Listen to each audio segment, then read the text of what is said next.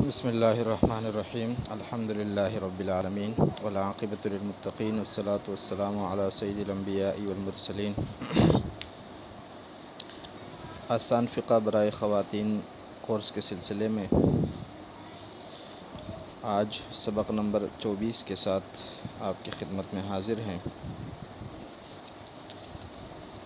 گزشتہ 2 اسباق سے روزے کے مسائل کا بیان چل رہا تھا۔ آج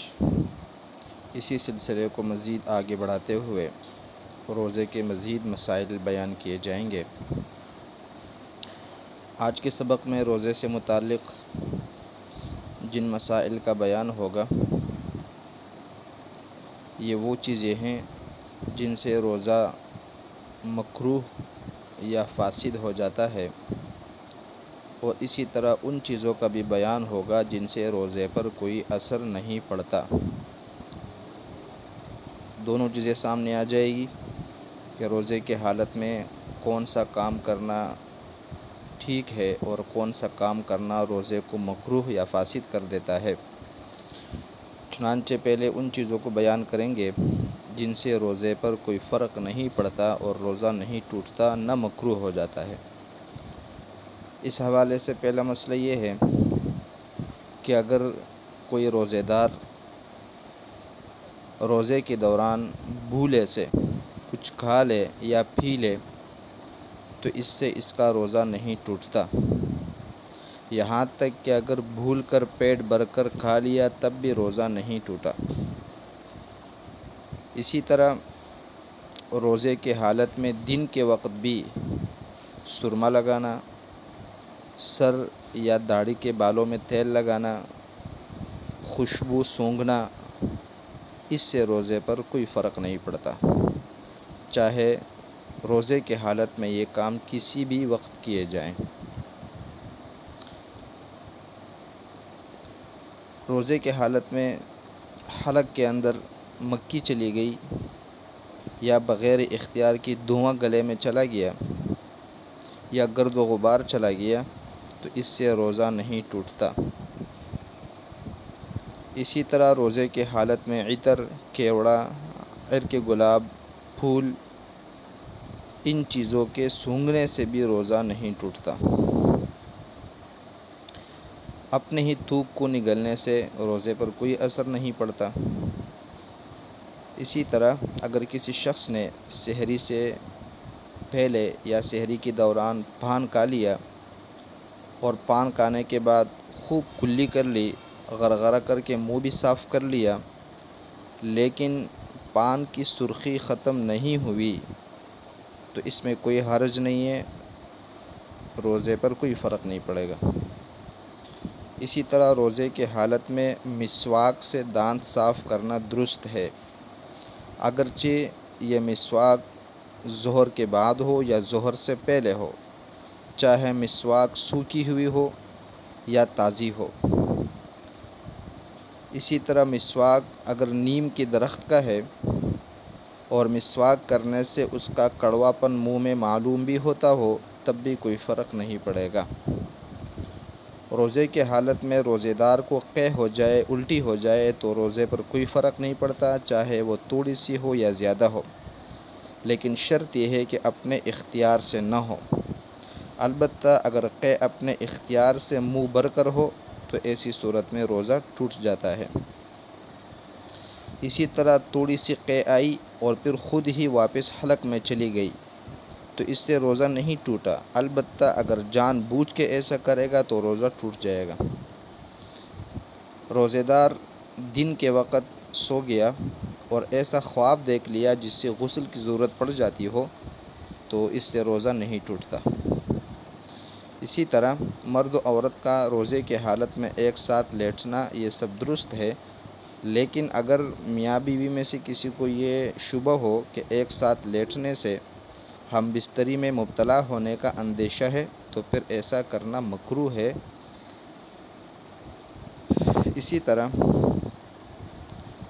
میاں بیوی رات کے وقت حقوق زوجیت ادا کرے اور پھر نہانے کی ضرورت پڑ جائے لیکن دونوں نے سحری تک غسل نہیں کیا اور پھر دن کے وقت غسل کر لے تو بھی روزہ ہو جاتا ہے، اس لیے کہ جس وقت یہ عمل ہوا تھا اس وقت روزے کی حالت نہیں تھی۔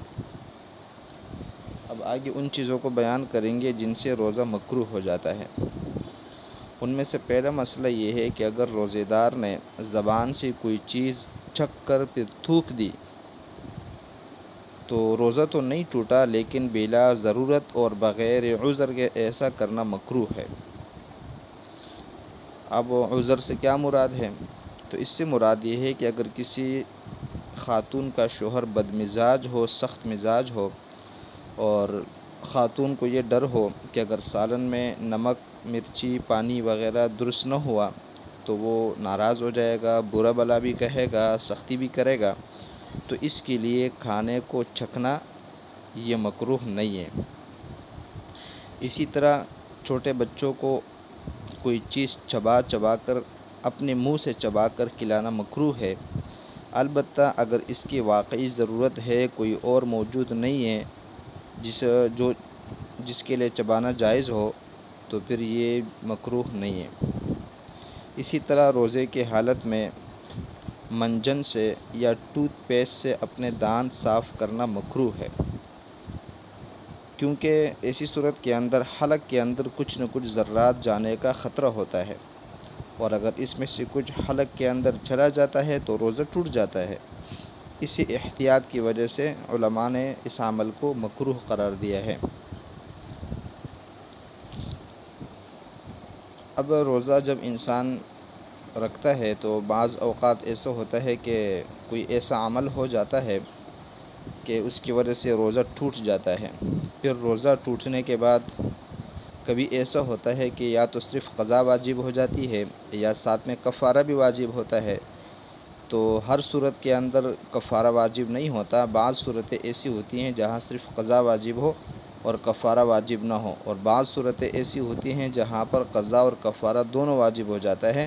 تو اس لیے ان دونوں صورتوں کو الگ الگ سمجھنا ضروری ہے۔ پہلے ان صورتوں کو پڑھیں گے جن صورتوں میں صرف قضا واجب ہے۔ مثال کے طور پر کوئی شخص رات کے وقت کوئی کھانے پینے کی چیز منہ میں رکھ کر سو گیا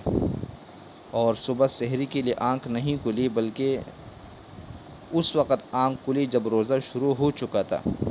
تو ایسی صورت میں ایسے شخص کا روزہ نہیں ہوا اور ایسے روزے کا کفارہ